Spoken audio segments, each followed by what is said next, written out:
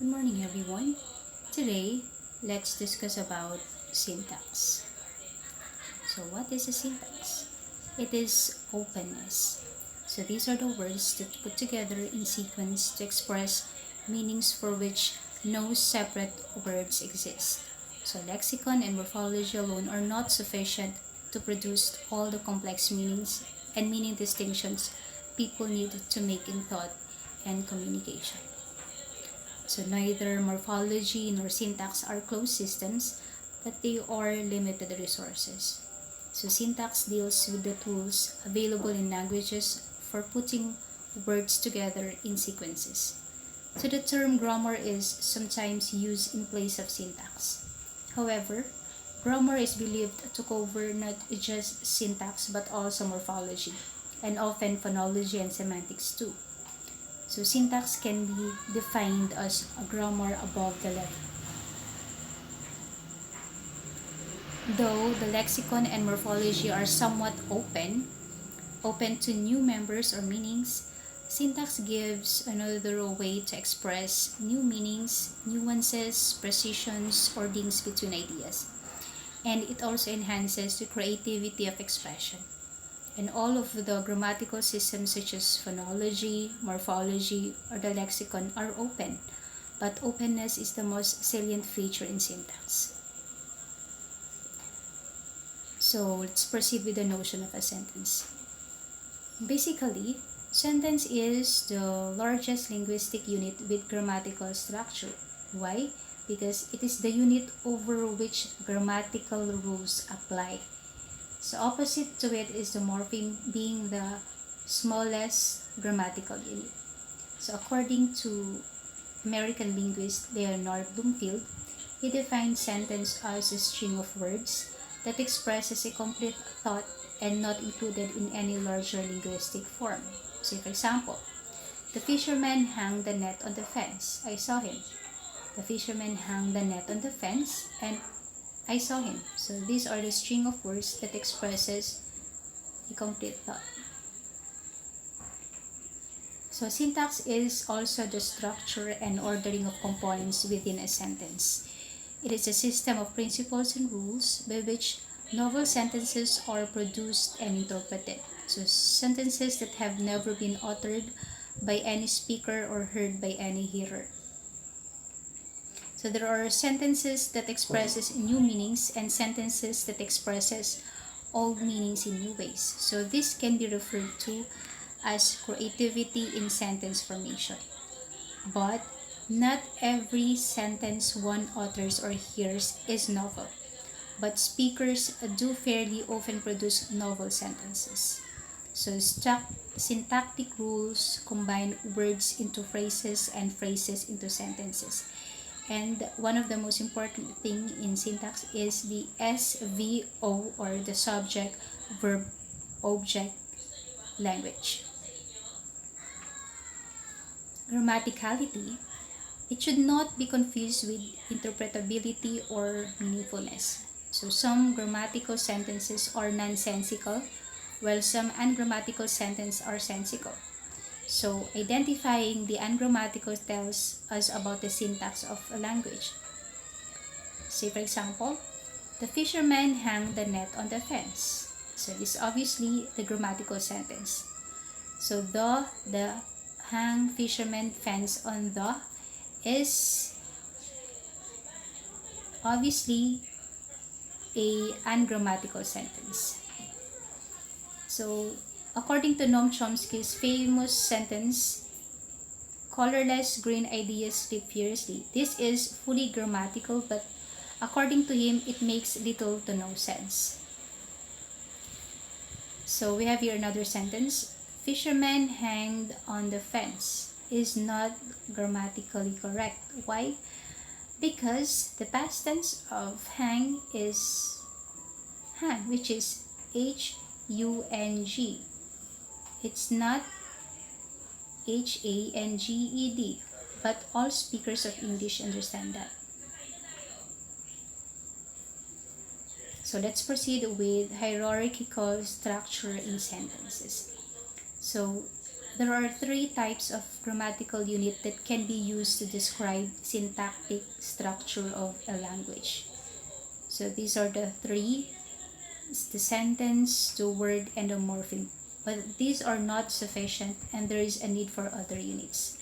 Say for example, the train jogged along the line through the mountains. So the is grouped with train and not with jog or along. So the sentence can be divided into three word groups. So the first one is the train, the second one is the jog along, and the third is the line through the mountains. However, the line through the mountains can be divided into two groups.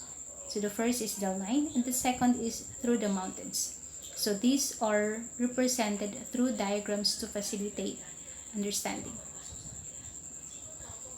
So we have here the evidence for groupings of words. We have three. So the first one is movability, the second one is contractibility, and the third one is structural ambiguity. So let's have movability. If a word always move around together in a sentence, they constitute a single group. Since they can't be separated, they belong together. Say, for example, the fisherman hung the net on the fence. So hang the fence is a single group because they belong together. But this criterion is good but not perfect. So sometimes there are words that can be split up. So you can write it on the other way around. So it was the fence that the fisherman hung the net on. So it can be the net can be split up.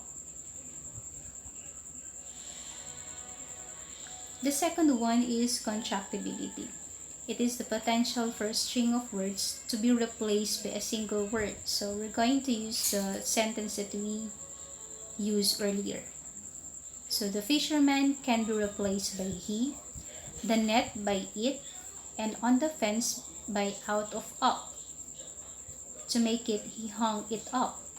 So the idea behind this is that if the word group can be replaced by a single word, then it behaves a single word. So this idea is imperfect, as well as it is not clear if a single word could replace through the mountains, the line through the mountains, or jog along. And the third one is meaning differences or ambiguity.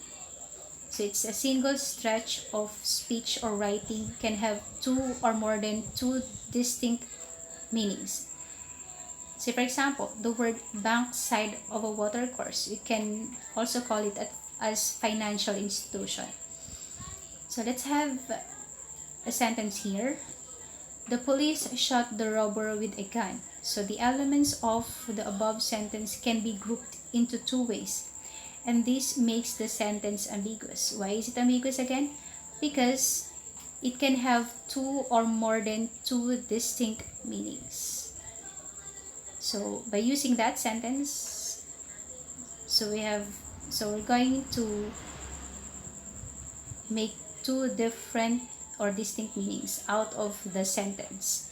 So the first one is the police shot the robber with a gun. And the second one is the police with a gun shot the robber. So these sentences make it ambiguous.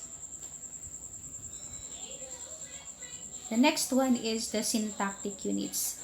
Syntactic units are grammatical items showing unified behavior that behave as individual wholes. The words, the morphemes, and the sentences are syntactic units. So two intermediate size units exist between words and sentences, from phrases and clauses, and these lead to hierarchy of units according to increasing size, from morpheme to word to phrase to clause and to sentence.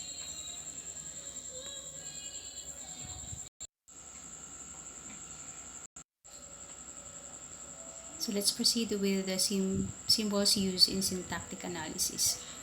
Whereas S stands for sentence, N stands for noun, V stands for verb, ART stands for article, NP stands for noun phrase, VP stands for verb phrase, ADJ stands for adjective, PRO stands for pronoun, PN stands for proper noun, ADV stands for adverb, PREP stands for preposition, auxiliary, AUX for auxiliary, PP for prepositional phrase, ADJP for adjectival phrase, and ADVP for adverbial phrase.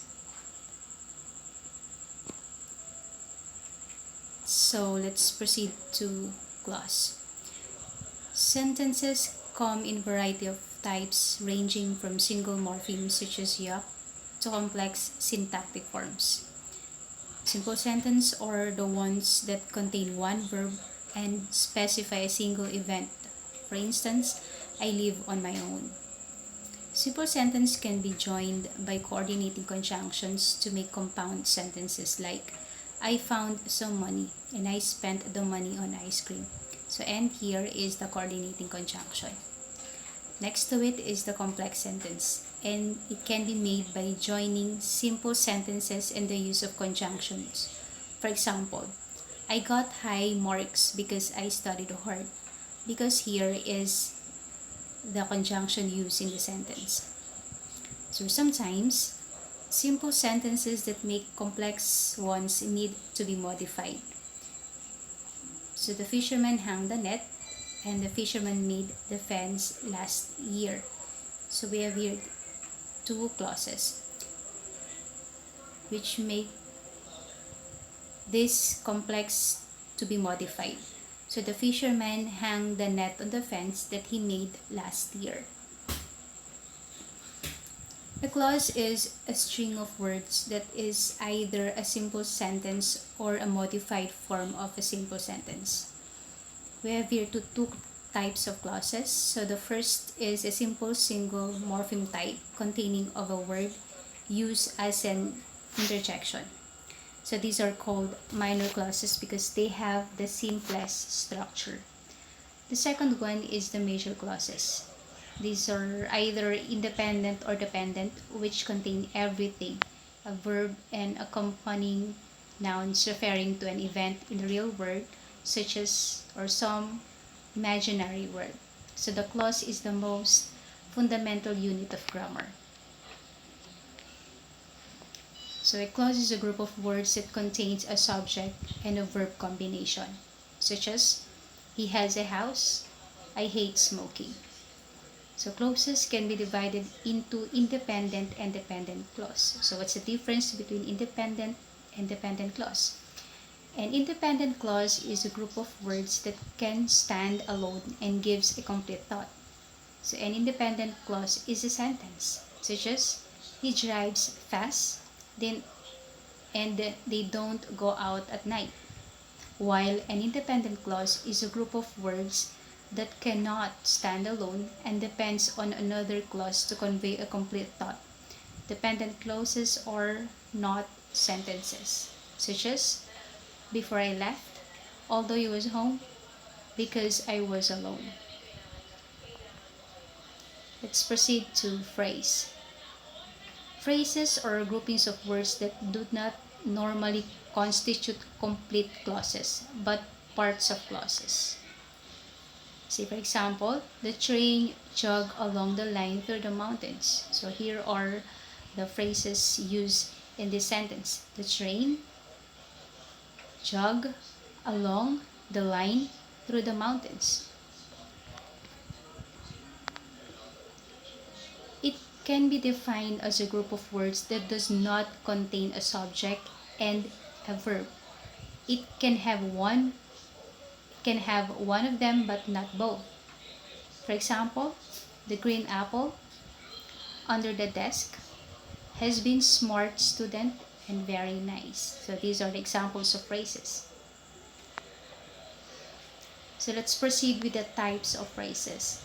So phrases can be grouped together into different types according to their internal structures. So most languages subdivide phrases into noun phrases and verb phrases. So let's discuss about the noun phrase. A noun phrase, or NP, is a phrase that contains a noun as its head, like the train, the line through the mountains, and the farmer, and so forth. The noun phrase is made up mostly a noun and possibly with another word or morpheme. A noun phrase refers to an entity, concrete or abstract in real or imaginary world. So here are the types of phrases. We have here the phrases, the head, and the category name. NP, the head is N and the category is noun. VP, the head is V and the category is verb. PP, the head is P and the category name is preposition. ADJP, the head is A and the category name is adjective. ADVP, the head is ADV and the category name is adverb. So what is a noun phrase? It consists of a noun and all the words and group of words that belong with the noun and cluster around it, such as the yellow flower in the garden, and the yellow flower in the garden, which were blooming. So this, in the first sentence, flower is a noun phrase since flower is a noun. The noun phrase here in the second sentence is flower in the garden. And the third is flower in the garden which were blooming. So these are the noun phrases. So flower is the head and the rest of the words are modifiers. So the yellow are pre-modifiers and in the garden and which were blooming are post-modifiers. Next to it is the verb phrase. Verb phrase or VP is a group of words and morphemes like chugged, was chugging, might chugging, and so on. It contains a lexical verb which conveys lexical information, usually with other morphemes, grammatical or lexical, bound or free. So verb phrase refer to the events of noun phrase are involved in. And we have here the other phrase types. So the prepositional phrases or the PPs. These are made up of preposition and noun phrase. So not all languages have prepositional phrase because they do not possess prepositions, such as near the lake, over the trees, and after several minutes. Why is it they called prepositional phrase? Because they contain prepositions such as near, over, and after.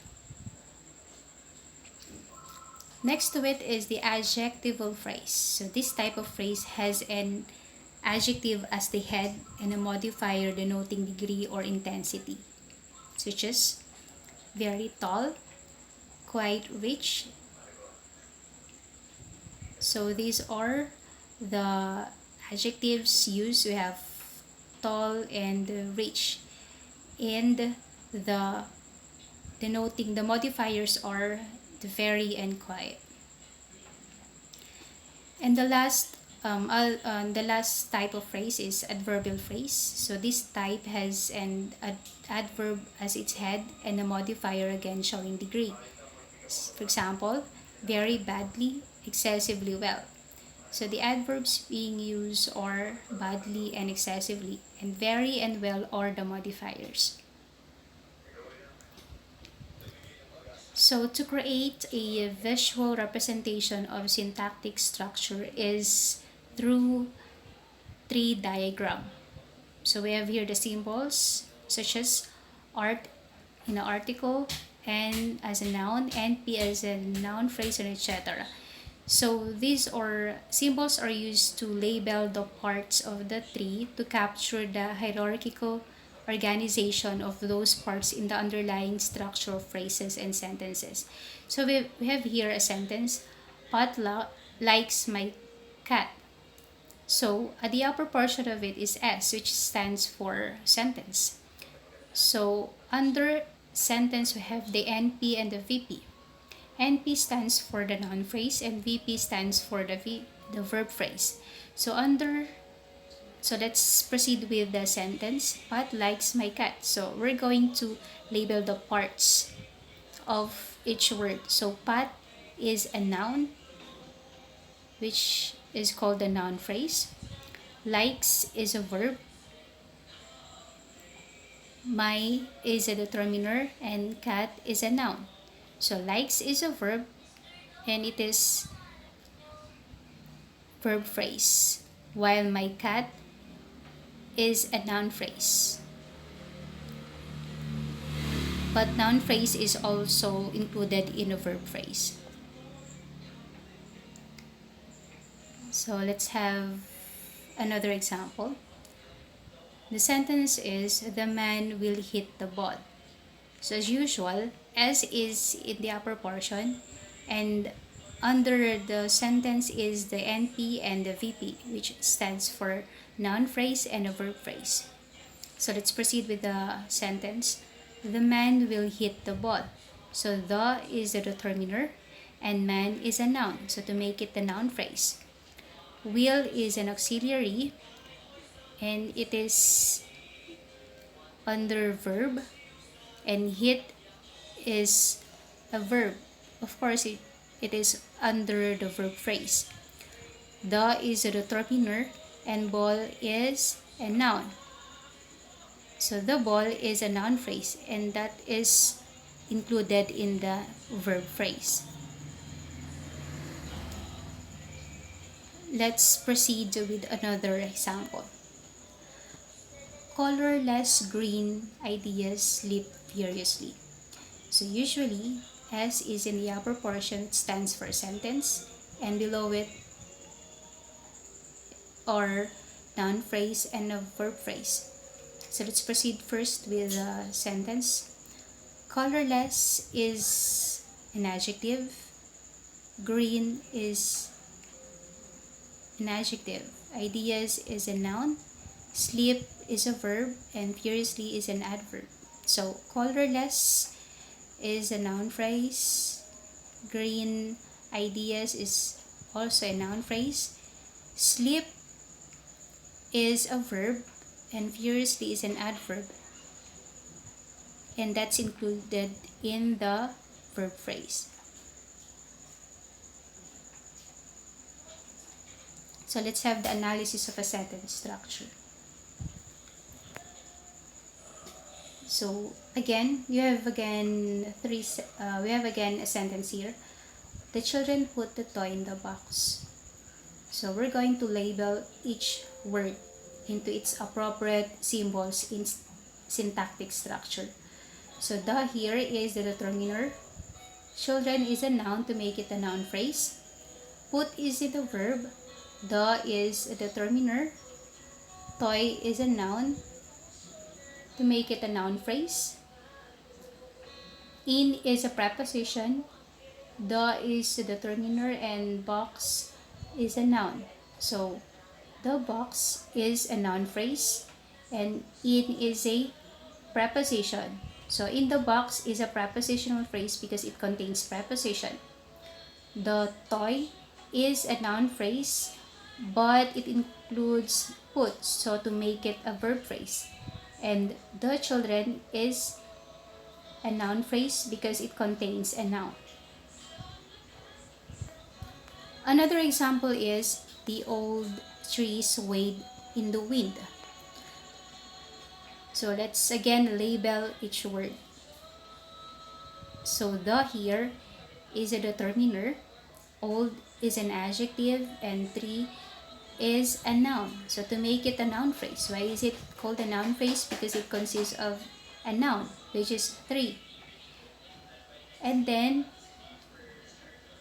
swayed is a verb. In the wind, in is a preposition, the is a determiner, and n is a noun to make it a noun phrase. Since in is included there, so it is a prepositional phrase. But it includes the swayed, which is it a verb, so under it is the verb phrase. So now let's have the complications for syntax. So one complication is the noun phrase and the verb phrase sometimes have more complex structures. So along the line through the mountains involve a prepositional phrase within a larger prepositional phrase. So this is called embedding. So the prepositional phrase through the mountains is embedded in the larger prepositional phrase along the line through the mountains. So in English, embedded prepositional phrase usually occurs at the end of another noun phrase or prepositional phrase, so, such as the house on the hill, the man under the bridge, and the end of the word. So the here in the first sentence, the here is the determiner, house is a noun, so to make it a noun phrase.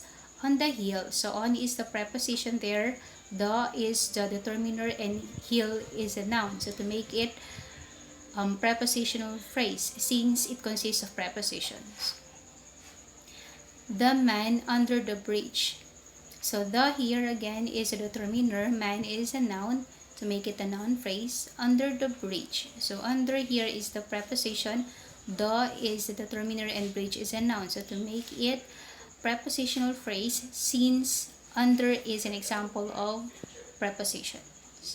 And the last is the end of the world, so the here is determiner and is a noun, of is a preposition, the is a determiner, and world is a noun. So of the world is a prepositional phrase and the end is the noun phrase.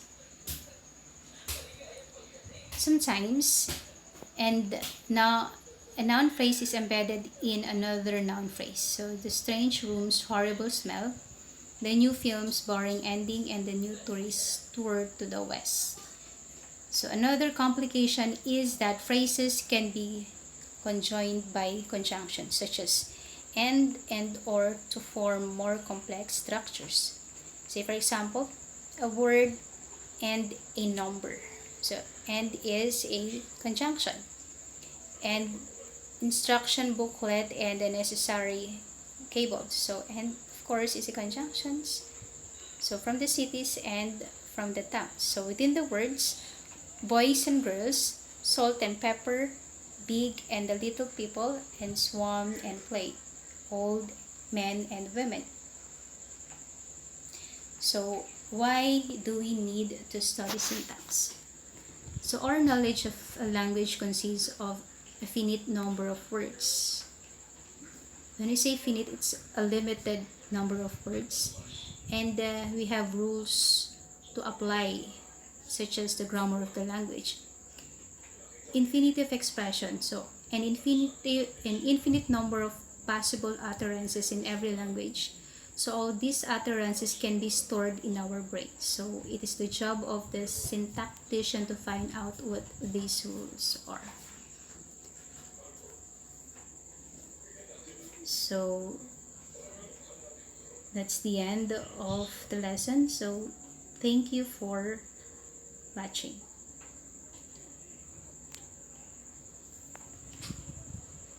Thank you for